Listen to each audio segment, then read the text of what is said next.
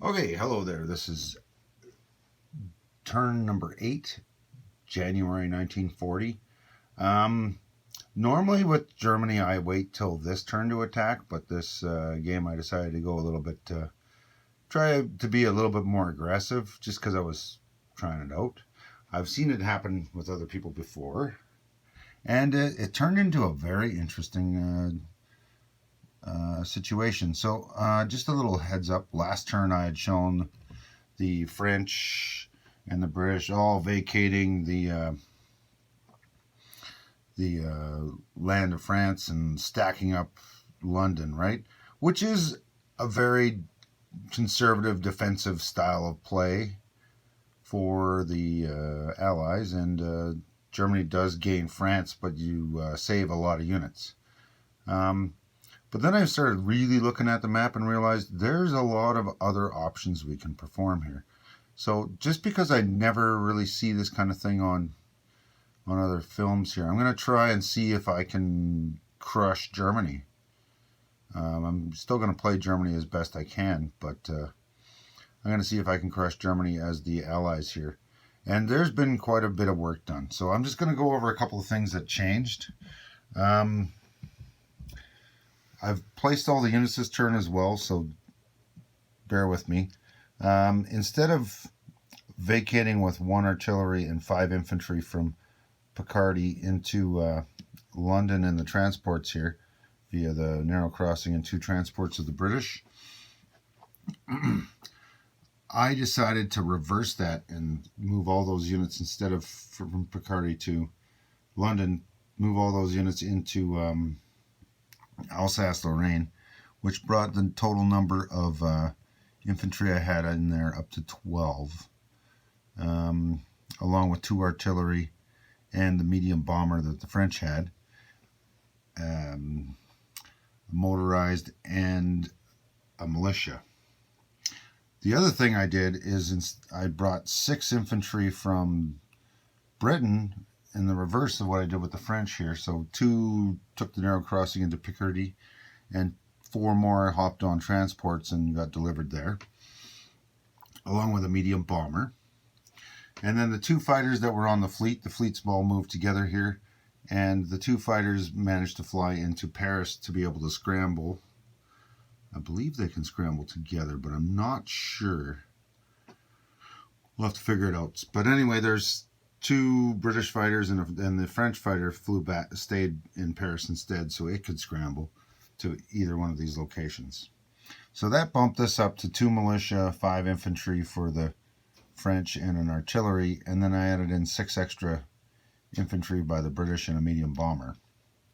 Now, this past turn, I've also added in 3 more that got transferred from London, and I've built 2 more Marines and 3 infantry again in London.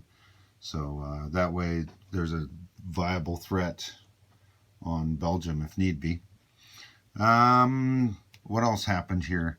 This turn the French built 3 more infantry, and they just relocated them over there. But the other thing that was interesting is I managed to find a way where I could take some of the units that were in the Mediterranean. There was an infantry and a transport here for the French. It moved 1, 2, scooped up the French Foreign Legion, and then 3 and delivered them here,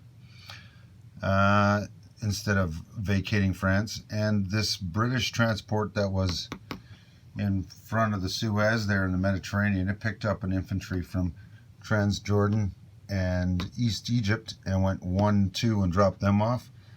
Brought the little fleet with it, and the tactical landed in Picardy as well as a defensive move. Now, that was enough to make the numbers virtually even for the Germans and the French. The French only have like scads of artillery and a couple of planes, but the Germans don't have enough heavy hitters, so they're stuck, and they have less infantry now, so they can take less hits. So if France gets a nice fluky roll in the first round and gets, say, 10 hits, Germany's gone, and it's possible. So that's what happened there. Also, the French built another fighter because they have their $18 in income plus their $3 bonuses because they're at war. The Americans lend-leased them a fighter, and the British lend-leased them a fighter. So they'll now have 3 fighters down here in this airbase that can scramble into Picardy or Paris if need be. And it really makes it a lot harder to take over France. All right. So now let's work on to the German turn here. I know it's kind of going backwards, but so Germany successfully took over Warsaw. And since they had signed the pact last turn, after they took over Warsaw, the Russians moved into these 2 places, and the walk-in from Latvia walked into Lithuania. So the Russians have gone up those 3, and this combat was also successful. The Germans fluked out, and at the start of their turn, they finished advanced artillery. So they built 5 over here and 4 over here. I'm not sure what to do with them, but at least with these, I could put all 9 here, and they could do a shot at 2 over the Maginot line, just as a attrition attack. So this is turning into like a World War I game. It's rather interesting. It is stripping the Mediterranean of all British forces and French forces, though, so it could get interesting. I placed a couple more French units on escort duty up here. I could have done more down here. In fact, I probably should. But the coastal sub in here for the Germans successfully convoyed, but then it got destroyed by the escorting destroyer. It took a whole $1 off there. This one down here had no escort, so it removed 3. This other German convoy over here managed to take off a total of 4, so there was only 3 on this line and 1 on this line going down. So it's split up that way. FEC down 3 and the British down 1 more for a total of 5. All right, the subs, the German subs that were over here moved 1, 2, and they took out a light carrier, or a light cruiser, sorry, that was on escort duty. Unimpeded. They were unimpeded by anything on the way because there was no aircraft on maritime air patrol. So that might be one of the issues where maybe the British need to start getting their planes out of there, which is probably why I bought all those French fighters. More than probably. All right, what else did Russia do? Since we're moving across the world here, Russia took a bunch of units from here and took over southern Iran, so they went up another $2, another victory point for them. And Russia also attacked the other half of the income for Mongolia. These 2 are still technically they'd be controlled by somebody else, but there's no units there and there's no income, so whatever. All right. What happened here? There was a little bit of activity, but not too much in China by the Japanese this time. The CCP had a bunch of forces. They had a walk-in this location here and took it, so they gained an extra $1. Then they had a bunch of other forces. They walked in here and they eliminated 2 light tanks and 2 infantry, and then retreated with 2 units surviving, or 1 unit surviving. They built 2 militia, moved this artillery in, and Russia lend-leased them an artillery. KMT moved a couple more units in here just to form a blocker so that it would be able to keep Yunnan probably for another turn or 2. That's about it. They built 5 infantry and 2 different types of Marines in Japan. These guys are really hurting. These guys made $1 last turn plus their $2 bonus, and the KMT is making $3 plus their $1 bonus. So it's pretty tight in this part of the world here. Oh yeah, I forgot to place this stuff. So the FEC are going to build another one of these Gurkhas and a fighter.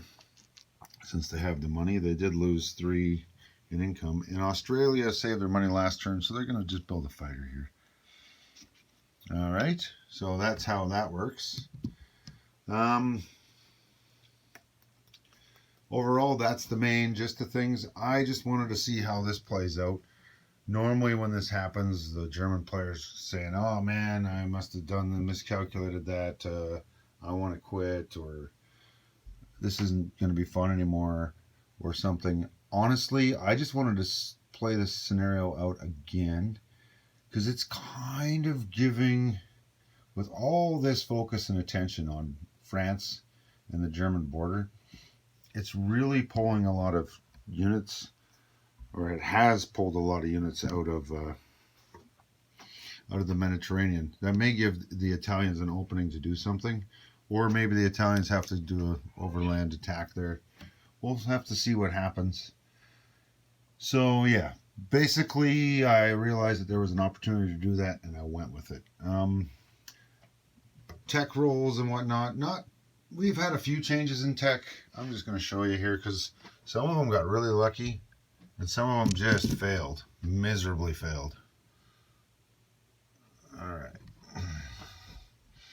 let's move you over to here so you can actually see the tech chart.